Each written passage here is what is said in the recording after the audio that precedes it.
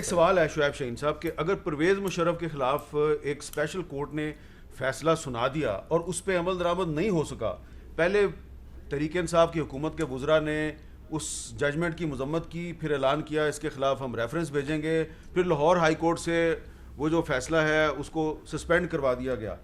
تو اگر پرویز مشرف کے خلاف آرٹیکل 6 کا مقدمہ چلتا ہے اور لیکن آپ کورٹ کی ججمنٹ پہ عمل درآمد نہیں کر سکتے، تو یہ جو سولینز ہیں ان کے خلاف جب آپ مقدمہ چلائیں گے تو پاکستان میں ایک نئی بحث نہیں شروع ہو جائے گی؟ پہلی بات تو یہ ہے کہ پرویز مشرف صاحب کے خلاف پروسیڈنگز میں سب سے آگے تھی موجودہ جو پرائم منسٹر صاحب کی پارٹی ہے PMLN. جی، انہوں نے ہی اس کو اجازت دی تھی کہ آپ ملک سے باہر چلے جاؤ. جب سپریم کورٹ میں بھی میٹر لگا تھا انہوں نے بھیج دیا تھا پریزیڈنٹ گورنمنٹ کو، نواز شریف صاحب اس وقت پرائم منسٹر تھے، کہ جی آپ فیصلہ خود کرو، کیبنٹ کریں. لارجر بینچ کی ججمنٹ تھی جمالی صاحب کی سربراہی میں، چلے گئے. آج بھی انہوں نے کہا ہے جی ان کو واپس لے کر آیا جائے. دیکھیں بات یہ تھی کہ جسٹس سیٹھ وقار صاحب مرحوم جو فوت ہو گئے ہیں، انہوں نے بڑی اتنی زبردست ججمنٹ دی. انہوں نے کہا کہ اگر وہ فوت بھی ہو جائیں اس کی لاش کو لٹکایا جائے. بات کیا تھی؟ آپ نے کانسٹیٹیوشن کو، ایبروگیشن آف کانسٹیٹیوشن بہت بڑا آفینس ہے. لیکن یہاں اس کیس میں اختلاف کروں گا، جج صاحب نے جو اضافی نوٹ دیا ہے وہ وائلیشن آف کانسٹیٹیوشن کو ایبروگیشن آف کانسٹیٹیوشن کے برابر کر دیا. There is a huge difference.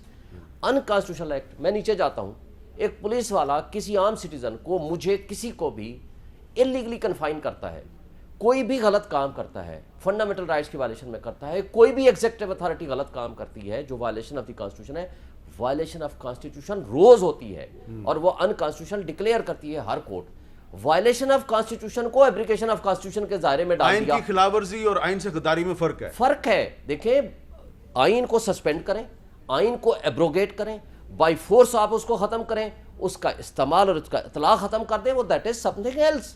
اور جج صاحب نے ود ریسپیکٹ انہوں نے جو لکھا ہے، ان کی جو لینگویج ہے وہ انکانسٹیٹیوشنل ہے. وہ لکھا ہے، پہلی بات تو یہ ہے کہ سنگل جج کی جو آبزرویشن ہے اس کی کوئی لیگل ویلیو ہے ہی، ان کی صرف ایک آبزرویشن اور یا اوپینین تھی، اور وہ بھی ایک ایڈیشنل نوٹ کے طور پر تھی.